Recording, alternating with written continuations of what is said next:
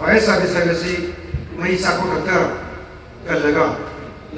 organisation मसीदी मरुब अखोई थाना organisation तो तोान तोान स्टेक होल्डर्स डिपार्टमेंट्स मैम मानदी मादी मयोब की लाइफ पुनसी कन्नब चाउन लव रेस्पॉन्सिबिलिटी लव डिपार्टमेंट है मणिपुर इंडिया मधुगी चप चाब परफॉर्मेंस मधु तौम थोड़ी तौब नए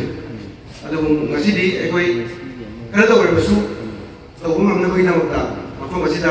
फायर सर्विस स्टेशन हांगे फायर स्टेशन मपुंग फाब full fledged water tenders water tender का इक्विपमेंट रेस्क्यू इक्विपमेंट लेरे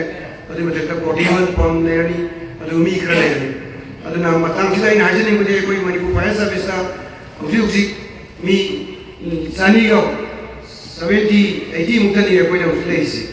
ऑल मनपुर की इंटर मनपुर पुंबी स्टेशन मैम पुनकान गलती कईदब ताए अखोना थ्योरी पुथी कईदब ताए स्टेशन से असुकी यामलगा अखोई लेजरब मी मंगा तरादना अखोई अवेयरनेस की लोकेलिटी कमिटी सेम सेफ्टी कमिटी विलेज कमिटी अखोई विलेज फायर सेफ्टी कमिटी सेमनी मकोक्तुना अखोई स्टेशन होगनी मैम पुनः पुनः तौर अखोई मैम मतें पांग नत्रगदी फायर सर्विस खतनसु अखोई मैम मतें पांग मरमदि अखोई चप चाब मेन पावर